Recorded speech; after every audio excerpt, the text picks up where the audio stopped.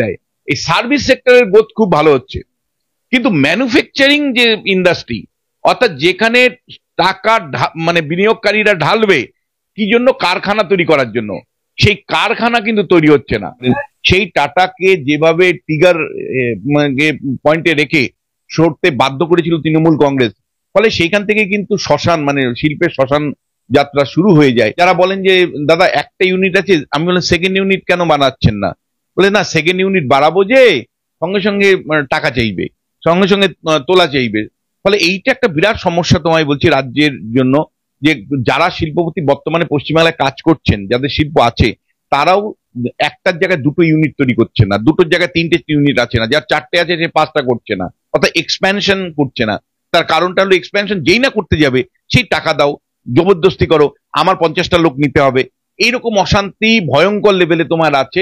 এই যা আশ্বাস দেন সেগুলো যদি ইমপ্লিমেন্ট হতো, তাহলে সারা পৃথিবীর যত শিল্প আছে প্রায় সব শিল্প এখানে এসে যেত। নরেন্দ্র মোদী কিন্তু অন্তত তার বাজেটের যে বরাদ্দ করেছেন তাতে কিন্তু খুব পরিষ্কার রিফ্লেকশন দেখা যাচ্ছে যে আমাদের প্রতিরক্ষা খাতের যে বরাদ্দ হয়েছে সেটা কিন্তু কোনো মতেই কম্প্রোমাইজ তিনি তো করেনি, বরঞ্চ আধুনিকীকরণের জন্য বিপুল পরিমাণে অর্থ কিন্তু প্রতিরক্ষা মানে সেনাবাহিনীর হাতে ছাড়ছেন। পশ্চিমবাংলাতে একটা মিনিমাম আইন শৃঙ্খলার যে সমস্যা, মানে আইন শৃঙ্খলা না থাকার জন্য, মানে আমি তোমায় বলছি যে কোনো বিনিয়োগকারী দেখবে যে মানে আমি যে জেলায় গিয়ে শিল্প তৈরি করব, বীরভূমে শিল্প তৈরি করব, সেখানে তোলাবাজ নেই তো, সেখানে মানে জবরদস্তি নেই তো, কাটমানিখোর নেই তো। ফলে আমাদের কিন্তু ল অ্যান্ড অর্ডার প্রবলেমটা ডিটোরিয়েট করার সাথে সাথে কিন্তু বিনিয়োগকারীদের আশা নেই।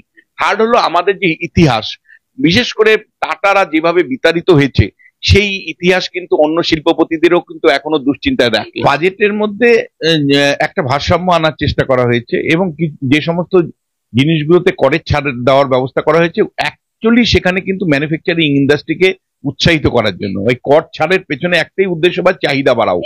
গত দুটো বছর অর্থাৎ 2023-24, 2024-25 এই দুটো অর্থবর্ষে ভারতবর্ষের জিডিপি, ভারতবর্ষের গ্রোথ রেট কিন্তু 7%-এর নিচে নেমে এসছে, 6.6%-এর আশপাশে কিন্তু ঘুরছে। আমি তোমায় বলছি নরেন্দ্র মোদী ঘোষণা করেছেন 2047 সালে বিকশিত ভারত অর্থাৎ উন্নত ভারত। 2047 সালে যদি সত্যি আমেরিকার মতন ভারতবর্ষকে হতে হয়, তাহলে ভারতবর্ষের গ্রোথ রেট মানে জিডিপি বাৎসরিক 8.5%-এর উপরে থাকতে হবে। কিন্তু নরেন্দ্র মোদী কিন্তু পরপর দুটো বছর ফেল করেছেন। তিনি গ্রোথ রেট কিন্তু 7%ও নিয়ে যেতে পারেননি, বিলো 7%, 7% নিচে বাৎসরিক যে জিডিপির বৃদ্ধির হার হচ্ছে।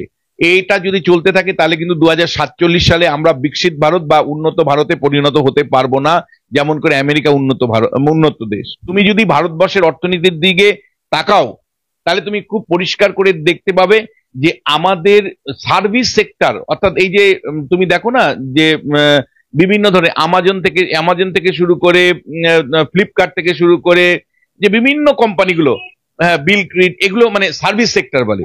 এরা বিভিন্ন ধরনের পরিষেবা আমাদের দেয়। এই সার্ভিস সেক্টরের গ্রোথ খুব ভালো হচ্ছে, কিন্তু ম্যানুফ্যাকচারিং যে ইন্ডাস্ট্রি, অর্থাৎ যেখানে টাকা মানে বিনিয়োগকারীরা ঢালবে কি জন্য, কারখানা তৈরি করার জন্য, সেই কারখানা কিন্তু তৈরি হচ্ছে না। তাহলে আমরা কি করছি, আমাদের বাইরের থেকে দ্রব্য আসছে, আর এই ব্লিঙ্কিট থেকে শুরু করে অ্যামাজন থেকে শুরু করে ফ্লিপকার্টের মতন সংস্থাগুলো তারা ডেলিভারি বয় তৈরি করছে, আমাদের বাড়িতে বাড়িতে জিনিসগুলো মানে সরবরাহ করছে। আমাদের যেটা চিন্তার বিষয় সেটা হলো যে ম্যানুফ্যাকচারিং ইন্ডাস্ট্রির যে গ্রোথ সেটা কার্যত থমকে গেছে। কেবলমাত্র তামিলনাড়ু এবং কর্ণাটক ছাড়া এমনকি গুজরাটেও কিন্তু এখন ম্যানুফ্যাকচারিং ইন্ডাস্ট্রির গ্রোথ কমে গেছে। ফলে তোমাকে বুঝতে হবে যে কেবলমাত্র পরিষেবা দেয় এমন সংস্থাগুলো বাড়ছে, সেখানে কর্মসংস্থান পরিমাণ বাড়ছে, কিন্তু আমাদের যে বুনিয়াদি যে শিল্প, সেই বুনিয়াদি শিল্পগুলো, ভারী শিল্পগুলো, সেখানে কিন্তু এফডিআই এর বিনিয়োগ কমে গেছে, বা এফডিআই মানে বিনিয়োগ, দেশীয় বিনিয়োগও কিন্তু অনেকটা কম। এর দুটো কারণ তোমাকে আমি বলতে চাই। ধরো এক একটা রাজ্যে এক এক রকম অভিজ্ঞতা হচ্ছে। কেন্দ্র থেকে বিনিয়োগ বাড়ানোর জন্য উৎসাহিত করা হচ্ছে, ব্যবসা বাণিজ্যের যে স্বচ্ছতা সেটা বাড়ানো হয়েছে, ইজি বিজনেসের যে প্যারামিটার গুলো সেগুলো ভারতবর্ষ এখন পৃথিবীর যে কোনো 10টা দেশের সমতুল্য। কিন্তু আমাদের রাজ্যগুলোতে কিন্তু এক এক রাজ্যে এক এক রকম প্রবলেম। কোনো মানে বেশিরভাগ রাজ্যের ক্ষেত্রে কিন্তু তুমি যদি লক্ষ্য করে দেখো যে কোনো নির্দিষ্ট মানে শিল্প বিনিয়োগের যে পরিকাঠামো, সেই পরিকাঠামো এখনো গড়ে ওঠেনি। যেমন পশ্চিমবাংলার ক্ষেত্রে তুমি বলো, জমি এমন একটা সমস্যা যে মানে রাষ্ট্রীয় যে প্রকল্পগুলো, যেমন মেট্রো প্রকল্প, দিনের পর দিন মেট্রো প্রকল্পগুলো আটকে আছে জমি জটের জন্য। মানে আমাদের যে জমির নীতি, তৃণমূল কংগ্রেস সরকারের যে জমি নীতি, সেইটা কেন্দ্রীয় প্রকল্পগুলো পর্যন্ত ইমপ্লিমেন্ট হচ্ছে না।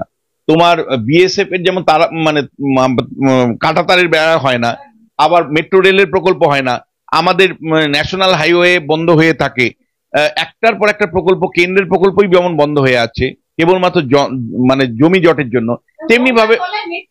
হ্যাঁ, এবং তোমাকে আমি বলছি যে বিভিন্ন যে আন্তর্জাতিক সংস্থাগুলো, সেগুলো এক লব্ধে জমি চায়। পশ্চিমবাংলা সরকার কি মানে কৃষকের থেকে জমি নিয়ে এক লব্ধে দিতে পারবে, বা এক লব্ধে জমি তৈরি করতে পেরেছে? আমি তোমায় বলছি যে আমাদের ইতিহাসটাই মানে পশ্চিমবাংলার বিনিয়োগের জন্য চিন্তার, মানে যে কোনো বিনিয়োগকারী বিনিয়োগ করবার আগে দুবার ভাগে। এক তো বাম আমলে ছিল ট্রেড ইউনিয়নের আন্দোলন, মানে দীর্ঘ ট্রেড ইউনিয়ন, মানে 70-এর দশক থেকে ট্রেড ইউনিয়নের জঙ্গি আন্দোলনের পরে এখানে শিল্প বিনিয়োগ করতে অনেকে ভয় পেত। আর তারপরে তৃণমূল কংগ্রেস আসার পরে তোলাবাজি রাজনীতি এবং আইন শৃঙ্খলার অভাব। যে আমার আমার একজন শিক্ষক হিসেবে মনে হয়েছে যে 1,28,000 কোটি টাকার মতন 1,28,000 কোটি টাকার মতন বরাদ্দ করা হয়েছে শিক্ষা ক্ষেত্রে, কিন্তু একজন শিক্ষক আমার মনে হয়েছে যে সেটা অনেক কম। মানে ভারতবর্ষে প্রাথমিক, মাধ্যমিক, উচ্চস্তরের শিক্ষা এখন তুমি জানো নতুন এডুকেশন পলিসির আন্ডারে এসছে। নতুন এডুকেশন পলিসির আন্ডারে যে যত সংখ্যক ক্লাসরুম তৈরি করা দরকার, যত সংখ্যক আধুনিক ক্লাসরুম তৈরি করা দরকার, শিক্ষক নিয়োগ করা দরকার, প্রযুক্তির উন্নয়ন করা দরকার শিক্ষাক্ষেত্রে, সেই রকম বরাদ্দ কিন্তু বাড়েনি। 1,28,000 কোটি টাকা কিন্তু আমাদের সারা ভারতবর্ষের শিক্ষা বাজেটের কন্টেক্সটে কিন্তু যথেষ্ট কম বলে আমার মনে হয়েছে। ধরো মানে 91,000 কোটি টাকার মতন বলা হয়েছে স্বাস্থ্যক্ষেত্রে। স্বাস্থ্যক্ষেত্রেও কিন্তু একটা বড় অংশ তুমি কার্ড দেওয়া হচ্ছে। আজকে প্রধানমন্ত্রী স্বাস্থ্য যোজনা, আয়ুষ্মান প্রকল্প, কার্ড দেওয়া হচ্ছে, কিন্তু আমার প্রশ্ন হচ্ছে কয়টা হাসপাতাল তৈরি হলো, কতজন ডাক্তার নিয়োগ হলো? সেগুলো কিন্তু পরিকাঠামোগত প্রশ্নে কিন্তু পশ্চিমবাংলা সরকার এবং ভারত সরকারের কিন্তু আরো বেশি মানে স্বাস্থ্য এবং শিক্ষার ক্ষেত্রে নজর দেওয়া উচিত।